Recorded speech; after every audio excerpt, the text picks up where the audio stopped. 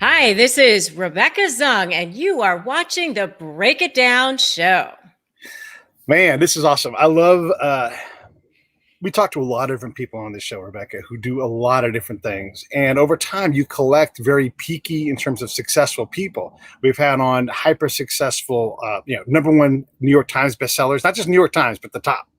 We've had one of the absolute top of the list, real estate people, and now we have you, like basically the top, if not top five, whatever you want to say, very, very top of the performance chart in terms of divorce lawyers, which is I didn't even know that was even a thing, but it's neat to collect all these people that have really mastered their field and now are looking into other areas where they want to take their mastery and do things. So I appreciate you coming on and talking about this with us.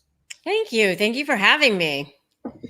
So, how does one measure their ability to be the very best divorce lawyer in the nation or among the best? Well, I look at it from a couple of different places, and I only look at metrics that are actually venerated, respected, neutral. So, U.S. News and World Report is one, and they publish a list every year of the best lawyers in America. Martindale Hubbell is one of the oldest, neutral, very highly respected ratings systems for lawyers. And so I'm AV rated with Martindale Hubbell. Florida Trend magazine, they look at who their legal elite is every year, super lawyers, things like that. And so when you take a composite of it, you just look at, it ends up being like the top 1% of attorneys end up on all of these different lists. Yeah. I've had a couple of friends that worked in this field before, and you have to slog through a lot of stuff, clients that want to talk a lot, and you're like, hey, let's just talk about ABC and get these things done. You must have kind of mastered that. I mean, there's so much damage, there's so much anger. How do you deal with that? How do you put the person in a state of mind? You're like, I've done a zillion of these things. I know what to do. Here's where we need to focus our energy. Here's where you need to heal. Because that healing process, how many friends have come up to you and said, I got a divorce. It's gone now. I'm so good. I'm so ready to go on to the next thing. And you're like, gosh, you're really still screwed up. Because you take so much damage when you go through this process.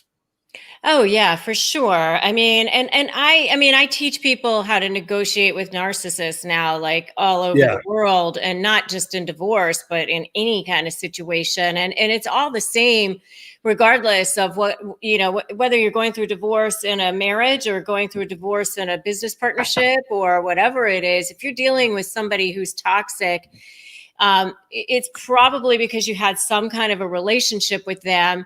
And the paradox is that a lot of times during the worst, most traumatic times in your life, you have to make these critical decisions. And it's so hard to have a clear mind.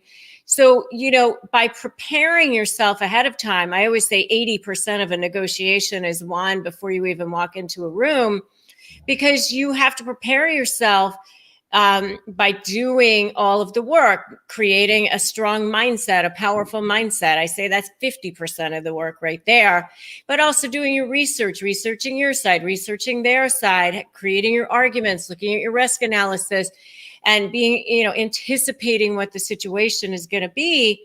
And the more you do that, the less anxiety you will feel, the less powerless you will feel, the less paralyzed you will feel. You brought up the narcissist thing, and that is like one of your specialties. There's a lot of challenging personality types in the group B, the borderlines, all these different things. Why do you focus on narcissists as like a sweet spot over antisocial, borderline, or histrionic? And to be honest with you, it's just a word that people, when they hear it, they recognize what that is. I mean, there could be a lot of people out there. I know that there are a lot of people out there that may not necessarily be narcissists. They haven't been diagnosed as narcissistic personality disorder.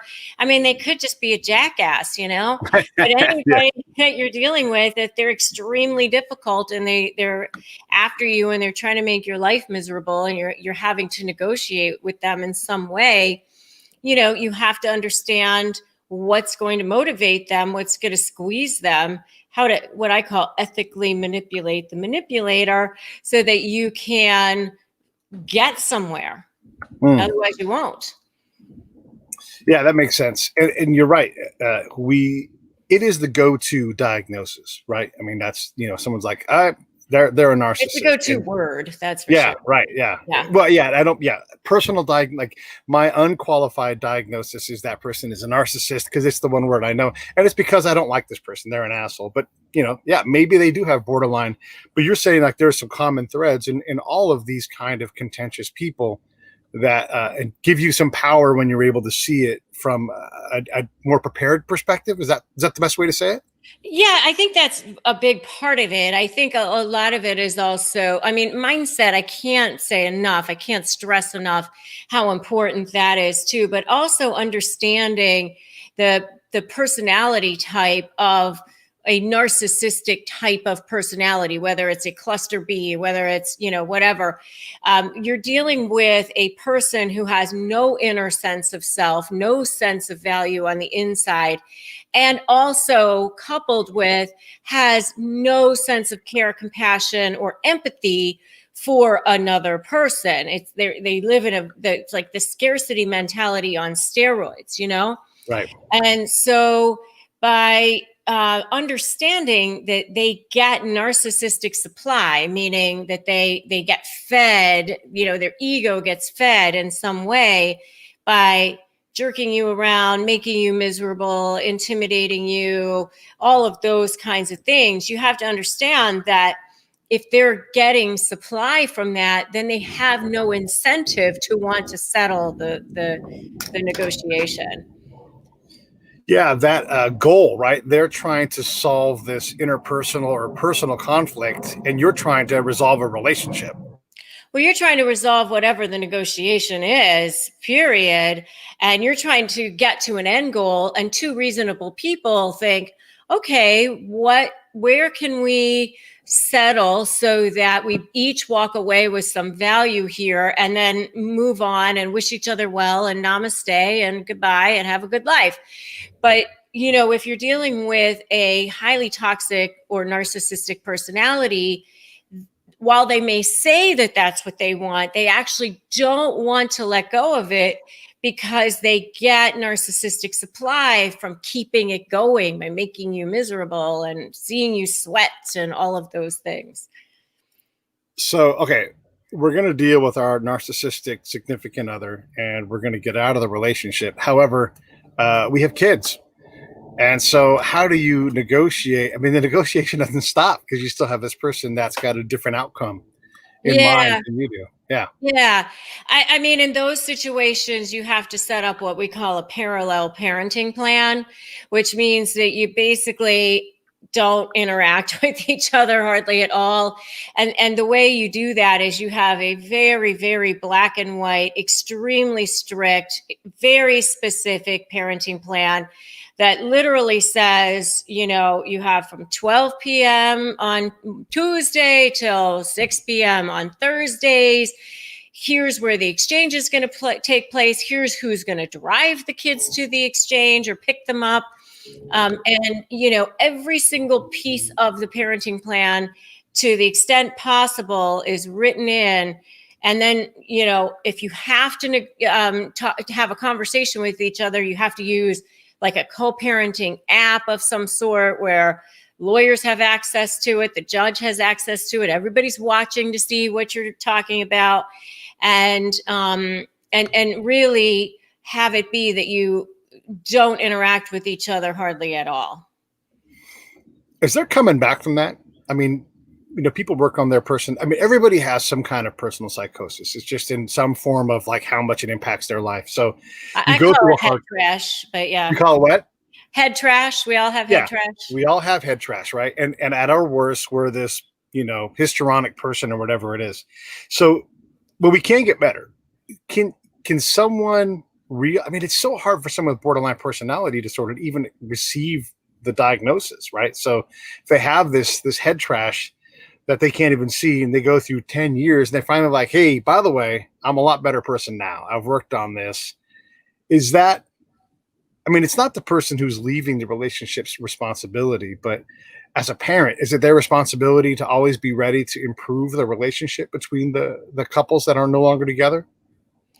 I mean, it takes two to have that Yeah, dance, right? I mean, and yeah, so I mean, that's the whole reason why you're probably not in the marriage anymore as it is, because, one person was probably working on it and the other one wasn't. I mean, so, I mean, unless the other person, the toxic person, decides that they want to go and get help and actually be self-aware and take responsibility for their actions, and which is so rare for yeah. a narcissistic personality type. I mean, I guess it happens, but I think it's pretty rare. It's So hard. Yeah. unless that's going to happen, I don't think.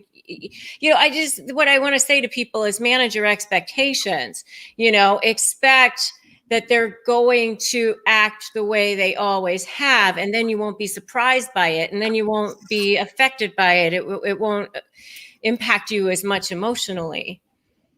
You've talked in some of your podcasts. Everybody, by the way, should go check that out. I'll put the link up here in a second. You talked about this in your videos on your YouTube channel, but the gaslighting thing. But I often wonder, because divorces are so hard, you can gaslight yourself. Like this whole thing of like, I'm fine now, and you're really not fine. It takes a while. How do you hold yourself accountable to be the best version of you, even if it's without this narcissist in your life? Like, you can latch on and become vengeful when really the best thing for you and the narcissist is for you to get the hell away from them. Like, Yeah. let the vengeance play out in your happiness or whatever. How do you Yeah. hold yourself accountable so that you don't feed into the hate and the misery? Well, I mean, the first thing I want to just say is forgive yourself for any times that you let it slide in the past. I mean, because you can't change the past. And a lot of people have a lot of regret about that and staying in it and enabling people, and that whole saying about how you tell people how to treat you, by what you allow and that sort of thing. I mean, just forgive yourself for that, because you can't do anything about it. You made the choices that you made at the time for your reasons at the time. It's, and hey, these people, men, women, they're both narcissists. I mean, there's narcissists in both genders. So all genders will say, but they're good at what they do. They're master manipulators. So don't beat yourself up over the fact that you were a prey to them. But then moving forward, now that you know, as Maya Angelou said, when you know better, you do better, right? So Yeah. now that you can start creating boundaries. And even if you have children with the person, you can still create boundaries. You can say, I'm not going to allow myself to be disrespected. So if the person starts screaming at you or belittling you, you can say, I'm not going to be involved in this conversation. When you're ready to talk to me in a respectful manner, I'm ready to have a conversation with you. Or you can set time limits and say, we'll have 30 minutes and that's it. Or you can set an agenda. This is what we will be talking about, nothing else. You're not allowed to bring up something I did 25 years ago and expect to have a conversation about that again. So you can still, even if you still have to interact with the person, you can still have boundaries to help you avoid so much exposure to all the toxicity. Someone who's got a bunch of head junk and they're presenting as a narcissist, they're not well. If they had cancer like that, you would act differently. What do you owe a person in terms of, I mean, it's so hard because, addiction, these diseases that present in you, like, hey, you've got addiction and I've got the tumor, right? I mean, that's how these things kind of work. Narcissism gives you all the problems, but do you owe something to them? I mean, because they aren't well, right? And their brain isn't going to work right because of who they are and how they're wired and the position that they're in. What do you owe someone like that who truly is sick? I don't think you owe them anything. I mean, I think that you can send them white light and pray for them and do whatever you need to do. But, the owing, there's a guilt that's like intimated by that statement. like I owe them. So therefore, if I don't do this, I'm going to have to feel guilty or regret or something if I don't do it. And, if we're talking about a responsible adult, you don't owe them anything. I mean, you can wish them well and pray for them, and that's about it. I mean, you got to save yourself, like the oxygen mask has to go on your face first. And if you get into this pattern of thinking that you have to stay and be mistreated and abused and, used and abused is what I say sometimes, that in order for you to say, to not feel guilty because you owe them this, it's just, I think that that's super, super toxic and really dangerous to your own mental health.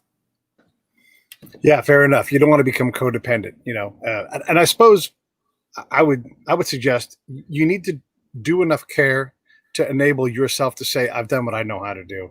And now it's time to move on, because you would at least do that if they had some kind of other problem. I was like, if you could see my PTSD on my arm right here, you would say, oh my gosh, Pete, and you would treat me differently. But to be treated horribly by someone who's a narcissist is also a different thing than someone who has cancer. I always struggle with that, right? Like, you don't owe them anything, but you owe yourself the thing where, like, I did what I know how to do, and now I can separate myself from addiction, from narcissism, from whatever it's going to be. Let me swing this back around the other direction now, because this is ultimately, like, the heart of what you do.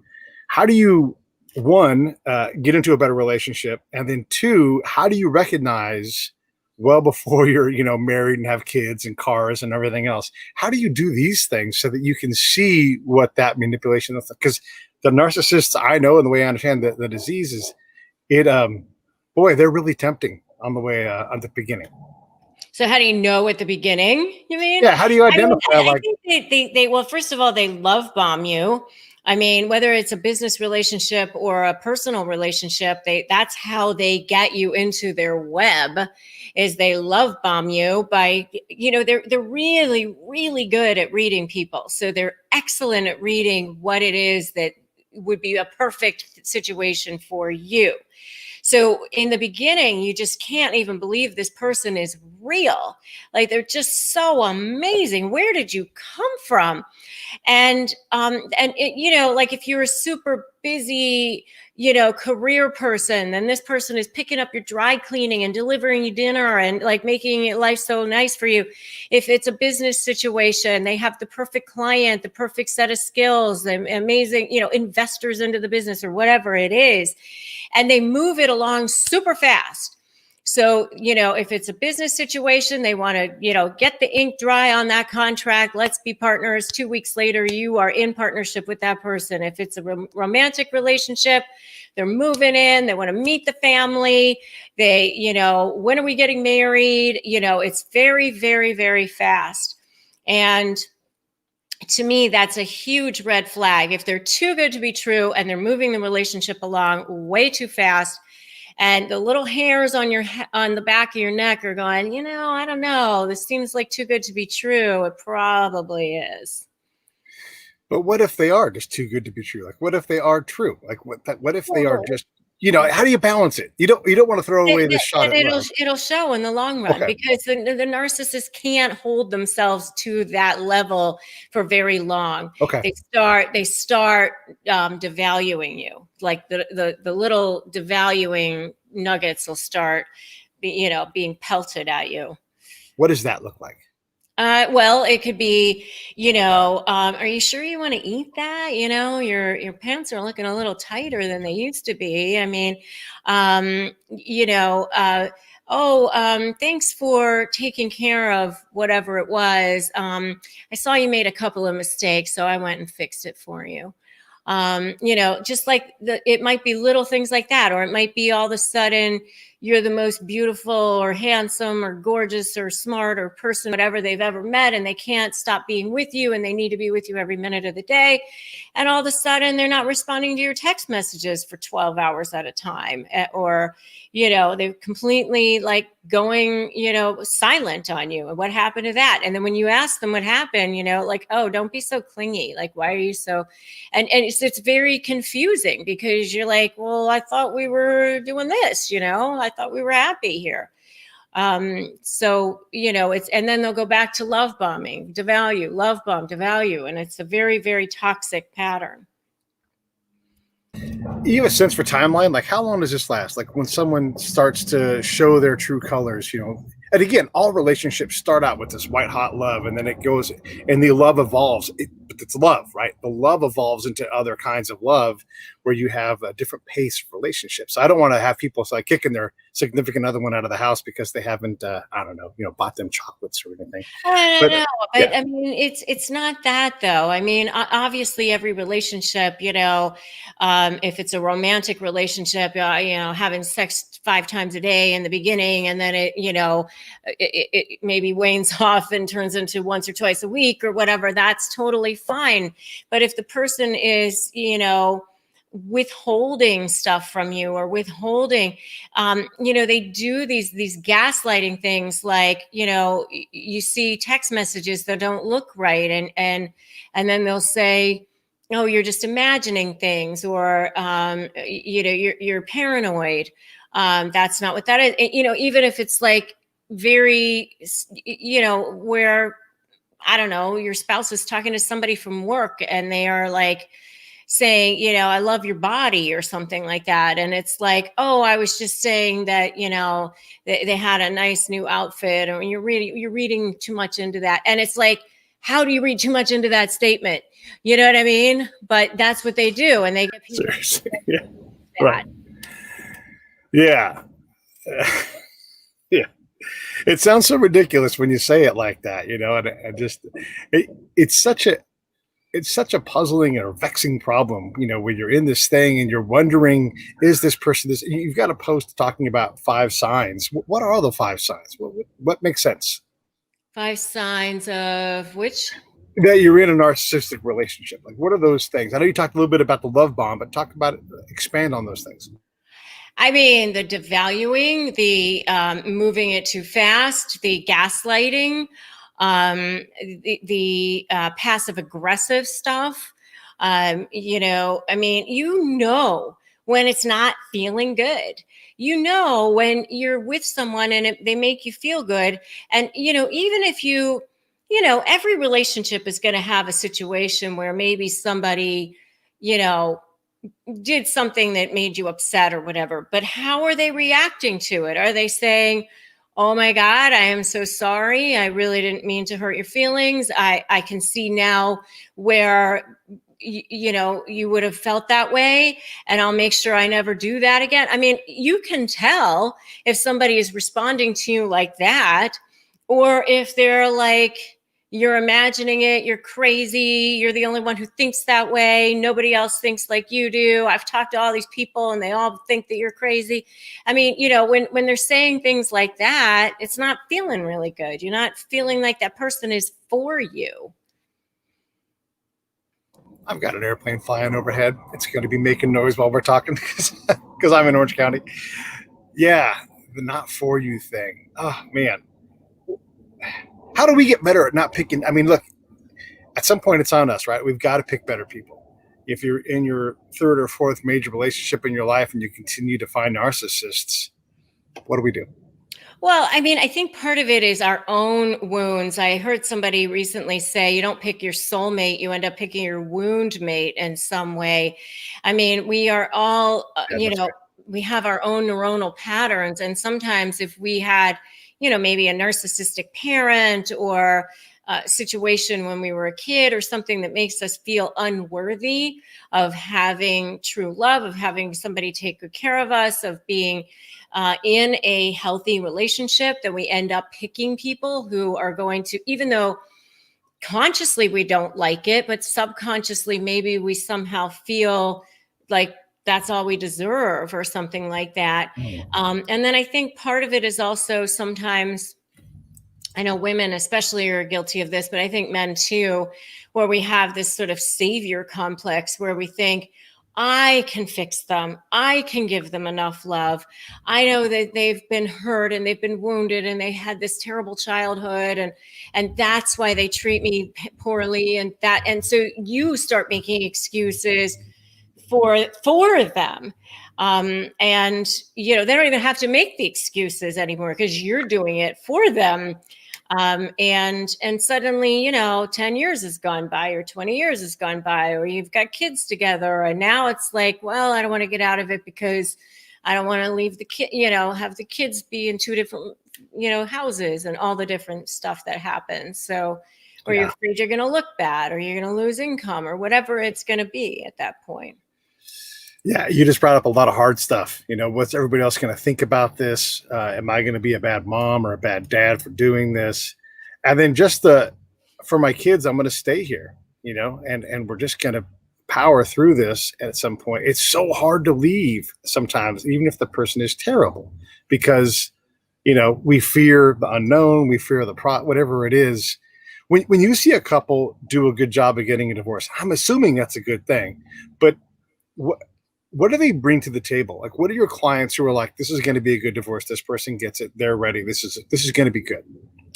When they are both reasonable, when they both like, okay, here's what the law provides, I mean, maybe there might be a range as far as alimony or a range as far as child support or something like that. But when they're both reasonable, when they both want to part as friends and wish each other well, and yeah, it didn't work out. We're just not right for each other anymore, or maybe we've grown apart, but there's no reason to scorch the earth on our way out. Then it's great. I mean, and people think, by the way, here's a little myth. People think that, divorce lawyers love these huge contentious cases because they make so much more money that way. That is so not true. I mean, because as lawyers, you kind of get sick of dealing with these people that are fighting all the time too. Number one. And number two, they don't like spending all this money on the divorce lawyer. I mean, nobody wants to spend lots of money on the divorce lawyer.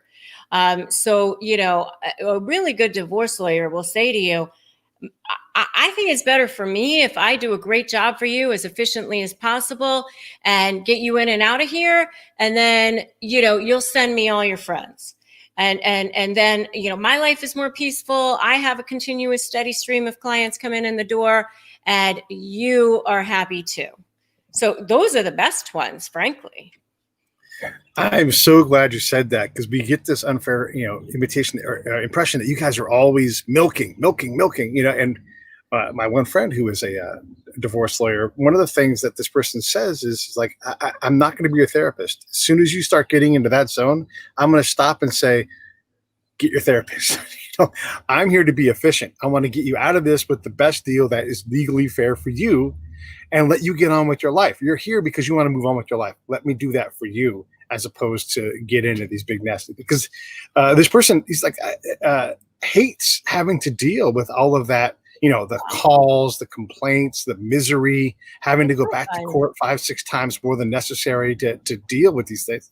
It's hard in this person's life to have to carry that crap around. I don't even barely do it anymore. I mean, I'm so lucky that I have my YouTube and I have my Slay programs and I have all the things that I have online now. So I don't really have to practice that much anymore. It's great because, it's almost like an unwinnable situation, because there's no way that you can divide everything in half and have your kids be, in half too, in a lot of ways, and still feel whole.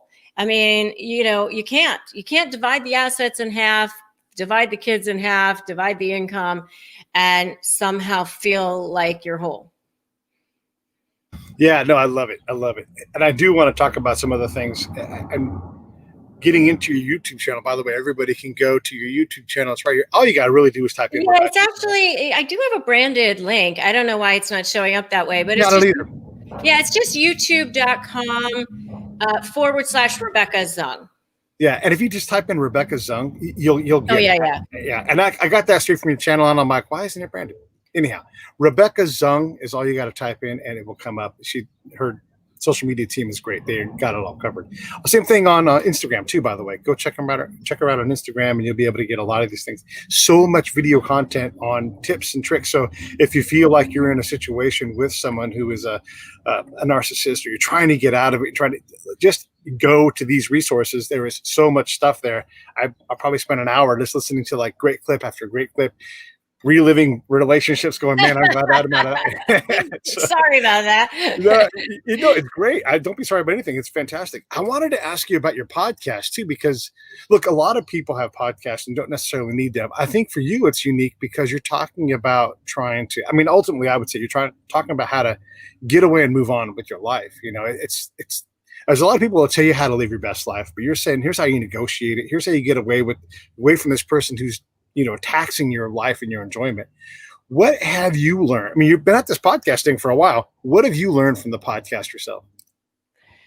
Oh gosh. I mean, I love doing the podcast because I get to interview incredible people and I learn so much from them. I mean, it just first thing that jumps in my mind is on Friday, I interviewed Bob Proctor, who's like one of the fathers of the law of attraction.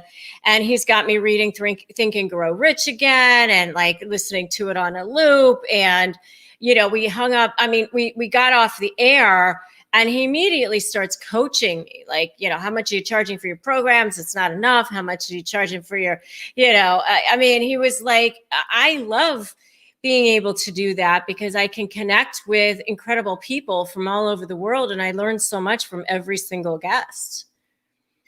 Everybody, we're coming up on 1,000 episodes here. Everybody always says, what's your favorite one? I'm like, are you kidding me? Like out of 1,000 episodes, they're all so incredible, like learning from you, learning from the next person, and then processing this stuff through how I talk to other people. Like the guest I had on, I had 2 guests today. You were the second one. The first one was talking about, and he's wonderfully successful. He's a musician, he's a movie writer, but he's also an entrepreneur, does all these great things. And he writes a book on attraction. How does a regular guy who's not trying to scam ladies, how does he develop confidence? And he's got a whole system. And because he wants on the front end for you to be in a better relationship. Don't just look at it as conquer and stay, like a lot of us dudes do. That's what we're never taught these things. So you got to go back as an adult and read these books and go, oh, I've been doing it wrong, Yeah, well, I mean, I think, we have our genetic imprinting and then we have, whatever happened to us as kids and, whatever happened to us on the playground or from our parents or this, that, and the other thing. And then we develop these like processes that serve us in the moment as a 10-year-old or whatever, like to protect ourselves, but they're not really the greatest as far as serving us as we get older. So we got to unwind a lot of that stuff. I love Gary John Bishop's work, his use of swear words and just his. I had him on my show. That's why I'm bringing him up. Oh yeah. Yeah. So I love his work and I loved him on your show because I'm a tactical guy, right? I was in combat. I like to think of like, if I've got this strategic goal, what do I have to do today to achieve a little bit of that strategic goal? And he's one of these guys, like, how do you unfuck yourself? Okay, great. So talk about him, talk about his work, and talk about what you pulled from that. Oh, I mean, I love his work too, because I mean, I've followed a little bit of Tony Robbins. I've never done any of his stuff, but Tony Robbins actually talks about using swear words like in a strategic way. Like it kind of shocks you because your brain like perks up and listens, and that's what I like about Gary John Bishop is that he uses these swear words, but he uses them in a, not to be vulgar, but really in a way to just sort of like be blunt and go, you want to unfuck yourself? Here's how you do it. Like 1, 2, 3, 4, 5. I mean, it's not hard. You just got to do it.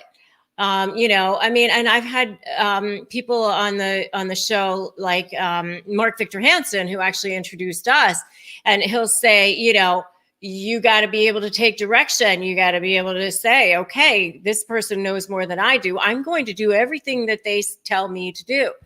And if you don't, if you keep doing what you're doing, you're going to keep getting what you're getting. I mean, that's like You know, it's a cliche, but it's true.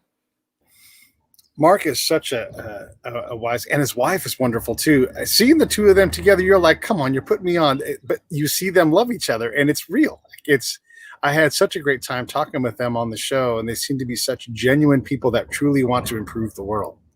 Oh my gosh, he is absolutely the most generous person that I think I've ever met, ever. I've never met someone who, when you just meet them, they go out of your way to do everything they can to support you and make sure that you are successful and that you meet the right people and that you are, networking in the right places. And I mean, and do what they say they're going to do. I mean, who have you ever met that is that generous when you just meet them?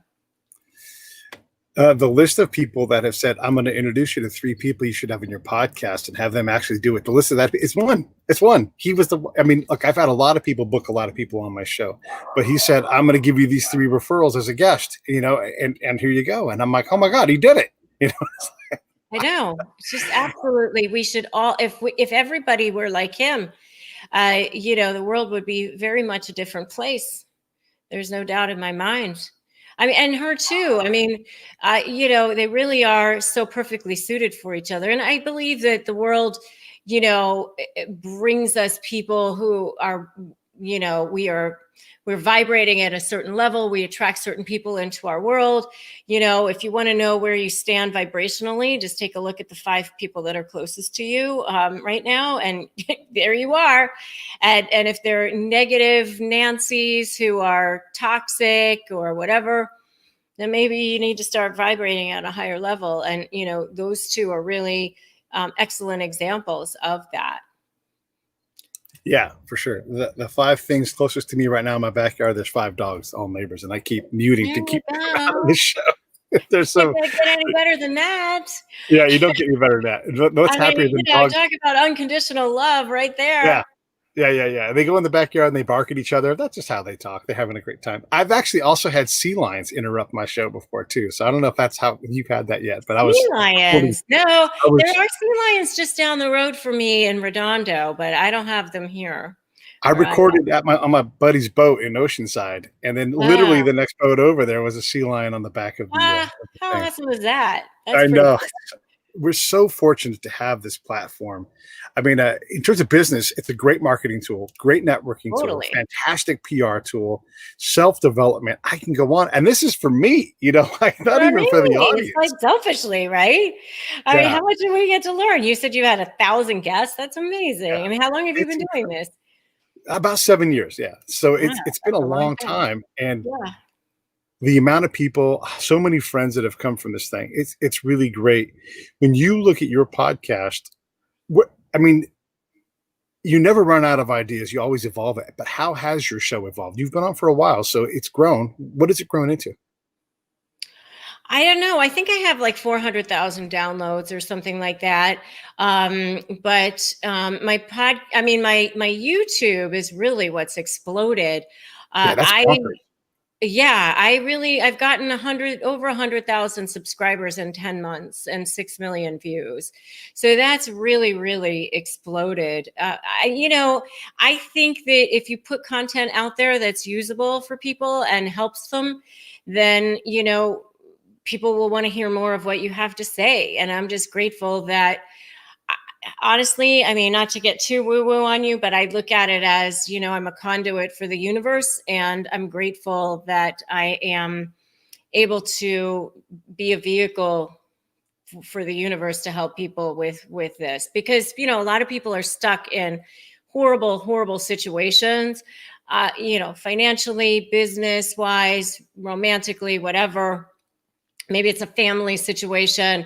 And they don't have real usable tools out there. I mean, there's a lot of people out there who are just talking about, here's what narcissism is. And here's why somebody became a narcissist, or here's, what's happening or whatever. But, there's not that many people out there saying, okay, now But what are you going to do about it? How do you get out of this thing and actually maybe still have some skin left on you when you walk away, right? Great point. And that's my privilege and honor. That's what I teach. Normally, and when there's not a global pandemic, I'd be sitting across from you at your house on at a table somewhere in a restaurant, whatever. We would have this interpersonal thing. But I'll be damned. Yeah, it's so much better, right? Yeah, but there's not even any restaurants open over here right now. I know. And it's so wonderful where you're at, by the way.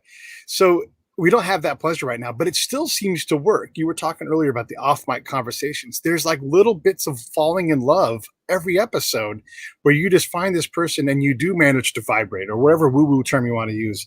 Then there is connection and you're like, what are you doing? How are you doing it? Can I give you some advice? Can I take some advice? All this exchange of possibility and positivity.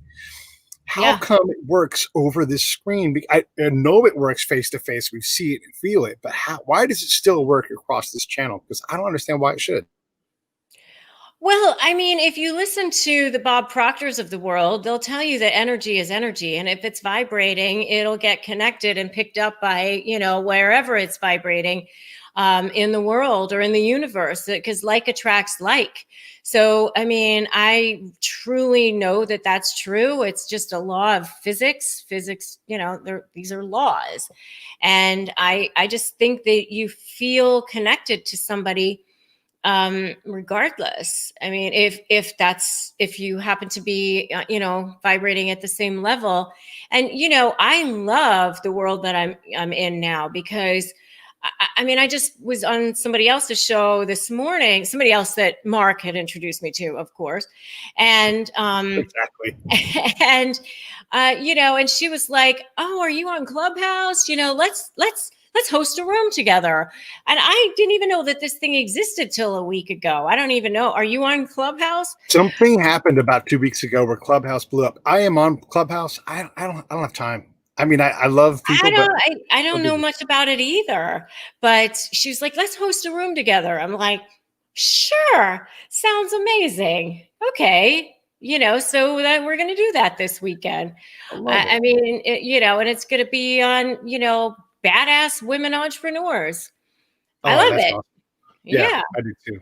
I love entrepreneurs in general, but I just love the fighting spirit of a female entrepreneur, because in so many ways there's still so much fertile ground where, hey, no one's done this, or this hasn't been done very often, and so they go after there and get it. I've talked to a bunch of female entrepreneurs, and it's always exciting to hear their passion and everything else. If you guys ever want to invest in a great company, invest in a female company that's founded by a female, because they're undervalued, if you can believe that. It's incredible. Oh, it's so true. Yeah, when someone breaks it down, you're like, oh my God, you're right. Because it's the cream of the crop is out there just killing it. And then you have your standard run-of-the-mill entrepreneur, and it's like you can bet on such a stronger horse, if I'm going to use a sports term and liken a woman to a horse. But there's so much talent. So if you guys are like, I want to invest, find a woman who's going to start a company and get behind her, because you can't stop her. I'm actually on a board here in LA, the She Angels, which is it's a 501c3 for investing in women-owned companies. And the founder of it, Catherine Gray, actually has her own podcast called Invest in Her. And she just totally devotes her life into helping raise money and investing into women-owned companies, which is pretty cool. Trying to get your link for your iTunes thing. Hey, if you guys are watching on the live side and you listen to podcasts on iTunes, go grab Rebecca's show and do me a favor. Rate and review. If you want to listen, that's awesome. But the main thing is rate and review, because that's really what helps drives the numbers. And it's called Negotiate Your Best Life Podcast with Rebecca Zung. And I'm talking specifically now on the iTunes side. Go there and do that. If you listen in other places, it's on Podbean. Great. Continue to support the show. Continue to be on Rebecca's side, because she's doing a lot to help us help ourselves. What in terms of your show, because I'm fascinated by the podcast thing, because the community is so wonderful. It's so giving. When you look at your editorial decisions, what are you trying to get into? I mean, because it's not just narcissists, right? Like that's a backbone for what you do, but you're obviously branching out and doing other things. What do you want to explore?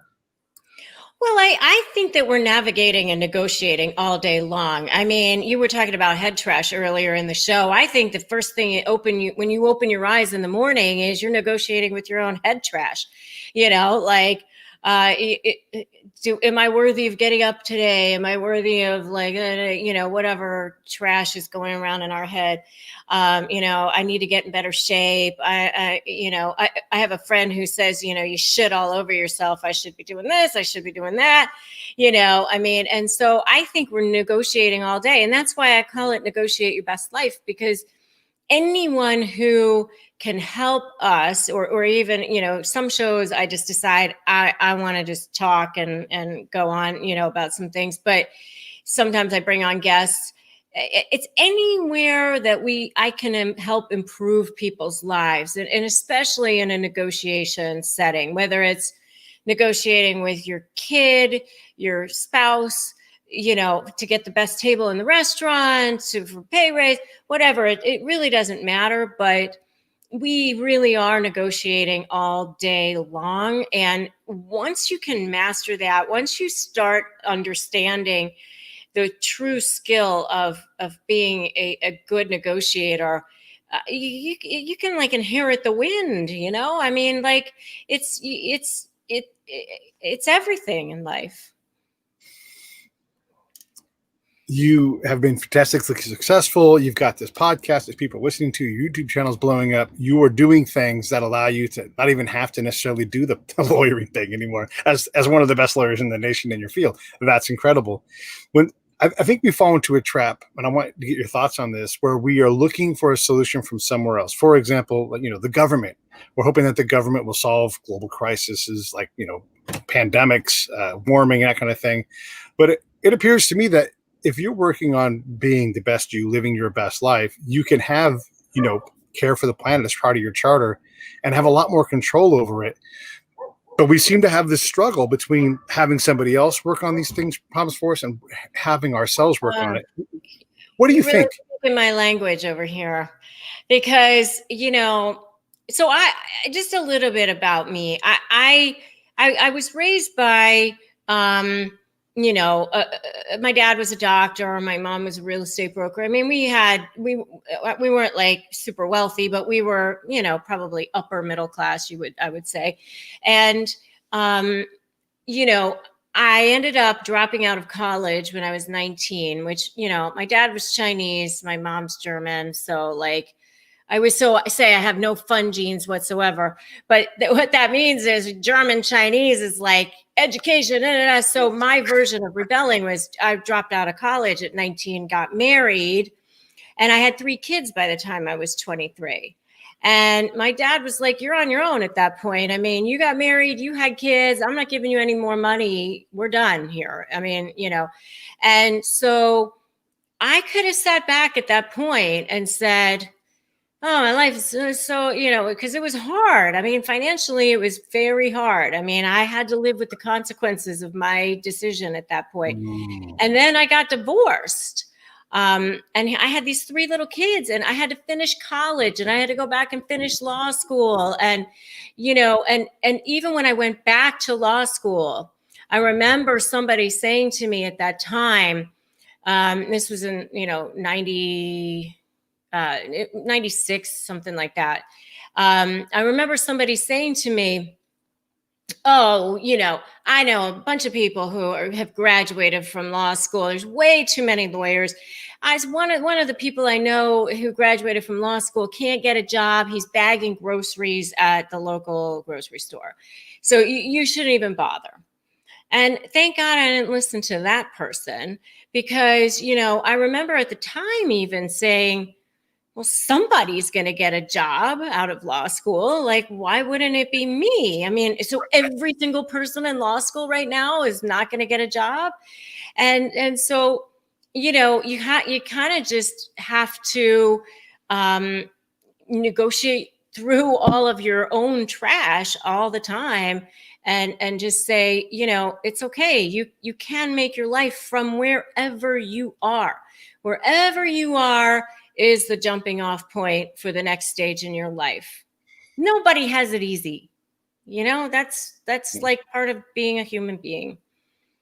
Yeah. And one of the things I've learned from the show, I mean, balance is everything. If you can find a balance, you're gonna be in a better position. It's never comfortable. Balancing is hard. It's hard work, makes your body tired. But also, there are very few problems that you can't just simply outwork. Like if you just do your damnedest to be damned by this, you're almost every single time you're going to defeat that problem or evolve to a place where that problem no longer exists. Yeah, Give me and problems. one of my Yeah. best friends, she's a weight loss physician, and she's a MD and she's board certified and all these different things. But people come in and they'll say, "I have trouble losing weight. I've always been fat. Both of my parents are fat. Everyone in my family's fat. I have a terrible metabolism. It's easier for men to lose weight than women. So I can't because I'm over 50, whatever." And so her response to that is always, "Okay, so do you want to be right about that? Or would you like to lose the weight?" Right. Yes. I love Pete Koch's. I don't know. Pete Koch has become a friend. He's an actor, a former NFL player, and he's a guy who's fit down in Venice Beach all the time working out. He looks like jacked Santa Claus, right? It's just incredible. And he's like, when people ask him, "Hey, when should I start working out?" He's like, 25 years ago. it's, it's not too late, but you should have been doing this a while back. I mean, he lays it all out. Here's what you do Yeah. day to day. Here's how you Yeah, do yeah. it. And anytime you find yourself making an excuse, say to yourself, "Do you want to be right about that?" Sure, I'm right. I have a terrible metabolism. I'm right. Mm-hmm. Okay, Yeah. great. Yeah. Now where are you? Now, hey, you've written 2 books. You've got this podcast. It seems like you're trying to do less lawyering because you're enjoying the other stuff more. But you got to have something next. I'm sure you do. What's next for you? Well, so I have this SLAY program, which stands for strategy, leverage, anticipate what the other side's going to be doing and be 2 steps ahead of them, and focus on you, your case, and your position. So that's what SLAY stands for. So I have SLAY, your negotiation with a narcissist in divorce. Right now, I've sold probably 1,000 of them since March when they came out, and I am getting ready to unveil a huge update to that. I'm adding tons more value to it on January 20th. And hopefully March is the target date to roll out SLAY, your negotiation with a narcissist in business. So I see somebody was talking about being a realtor on your show here. That's going to be fantastic for anybody who's dealing with narcissists in business. And then the next step will be a certification program for people who are lawyers, mediators, anybody who's dealing with narcissists, maybe as opposing clients or as clients, and they really have to understand that I want to develop a network of a referral network. And so that will be part of that. So one of the incredible things is we try to redefine college and learning and all these other things. You don't just have to read a book anymore. Reading a book, yes, please go do that. You can listen to a book. And in the podcast world, this is the best part. Like my friends will say, "Oh, I love this book so much. It's so good. You should read it." And I'm like, why don't we just get the author on the show? It's like incredible. And then also, all of you brilliant people who do your things, I'm talking to everybody, not just Rebecca, but for sure Rebecca too. You can make a course. You could take someone's course. Like, she knows negotiation like very few people on the planet. And you can buy the course. And these things are reasonable. I mean, there are so many courses. You want to take better pictures? Someone's done a $20 course for that. $20. And you can all of a sudden, like, here are the basic principles. Here's what you do. And on, Rebecca, you know this, like on 10,000 subjects, whatever it is that you want to do, whether it's human interpersonal, things or a mechanical thing, there are YouTube videos, there are courses, and they cost nothing. You can educate yourself at a level that is so much more practical, so much more essential to what you're doing than never before in history. It's so incredible. I love that you're doing this SLAY program because I can see why you're selling them like crazy. Yeah. Well, I mean, I always say it's like less than the cost of 1 hour of a top attorney's time. And you will save that money back like that over and over and over again. I mean, it's basically an investment into your future. So, I mean, the return on your investment is your life back. How do you even put a price on that? Yeah, I mean, you don't, and it sounds like it's a good investment because you go into these. Everybody should just look at what she's done, look how successful she's been, how diversified she is, and just go to slayyournegotiation.com, and then you'll see all the stuff there and get that. Definitely go and check out the podcast, whether you're on iTunes or whatever. The YouTube channel is rocking. There's so much stuff there. Again, if you were in a bad relationship or you have to deal with someone who's trying to dominate you through love bombs or gaslighting, whatever, here is the master. Go check out her stuff. All of these information. If you type in Rebecca Zung, it's just a whole page full of stuff. So many things. Thank you. And I do have a free gift for your listeners, which is the Crush My Negotiation prep worksheet. It's been, I mean, I've given it away to so many people. It's actually an ebook. It's 15 pages, totally free. Just go to winmynegotiation.com to grab that. I'm trying to tap it in. See if I can get it to go fast enough here. Yeah. I tapped it in wrong. Okay. Well, winmynegotiation.com and you'll get that and everything else. I don't have any more questions for you. You did a great job. Do you want to ask me anything?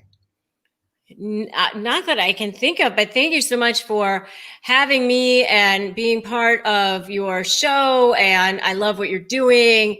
And, you know, hey, all of us are out here trying to make the world a better place and improve people's lives and give people tools.